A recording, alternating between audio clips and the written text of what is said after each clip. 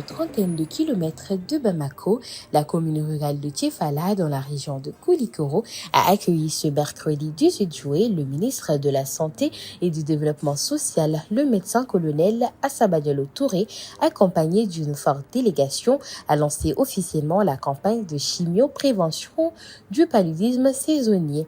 Cette initiative vise à protéger les enfants de 3 mois à 10 ans contre cette maladie dévastatrice. Sur le plan national, la lutte contre le paludisme est une priorité de la politique nationale de la santé.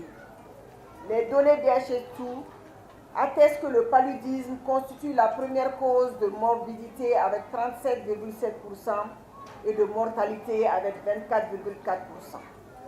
Et ce sont les enfants de moins de 5 ans et les femmes enceintes qui sont les plus affectées. Une étude menée par l'Institut national de santé publique indique que l'économie des ménages est aussi sérieusement impactée par ce fléau, car elle estime des pertes économiques annuelles dues au paludisme à 72 milliards de francs CFA dans notre pays. Pour inverser cette tendance, le ministère de la Santé et du Développement social, à travers le Programme national de lutte contre le paludisme et ses partenaires, prévoit dans le nouveau plan stratégique 2023-2027 de lutte contre le paludisme la poursuite de la mise à échelle des mesures de lutte éprouvées qui sont la confirmation systématique de tous les cas suspects de paludisme et un traitement précoce et approprié des cas confirmés. L'utilisation de moustiquaires imprégnés d'insecticides distribués en routine et en campagne de couverture universelle. Le traitement préventif intermittent à la sulfadoxine pyriméthazine chez la femme enceinte. La pulvérisation intradomiciliaire, la chimioprévention du paludisme saisonnier CPS chez les enfants de 3 mois à 10 ans et la vaccination antipaludique chez les enfants de 6 à 35 mois récemment adoptée par l'Organisation mondiale de la santé. La campagne, qui se déroulera dans 57 districts sanitaires, concernera près de 4 millions d'enfants.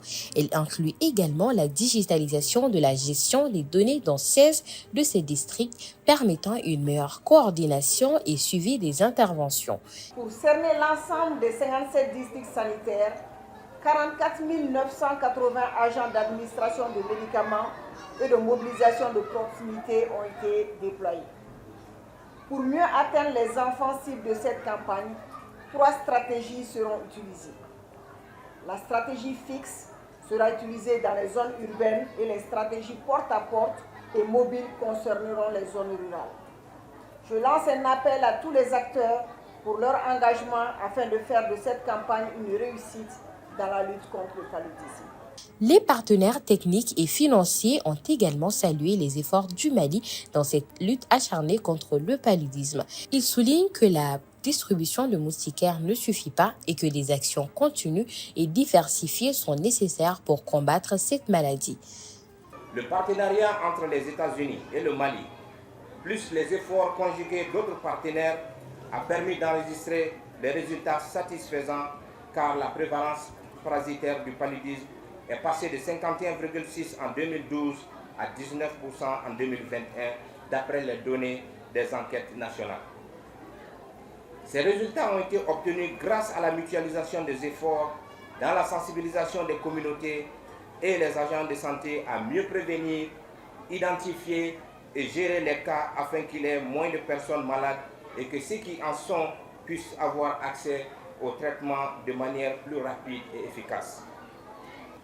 Aux côtés du gouvernement malien à travers le programme national de lutte contre le paludisme dans cette lutte vitale contre le paludisme qui affecte trop souvent les couches les plus vulnérables de notre société.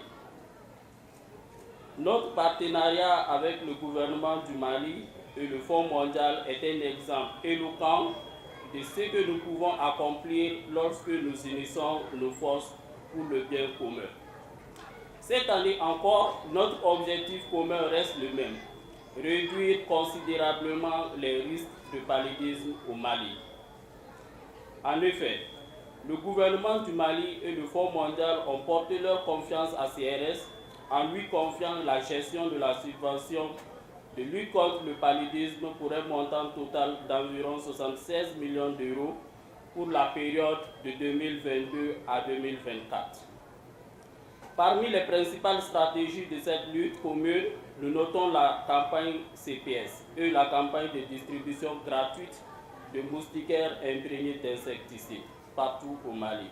Mi anse ambi nam ka ñoo kumbe ko okan no e sumaya bana kele yi kuromo kaloye anga commune na ya au nom du maire et du conseil communal ko ka foli kerengene takasi ima ika foli la ce gouvernement ma kadaka ay dana mi da tien falaka ko kana kolum ka ke tien fala ambo o foli kaula.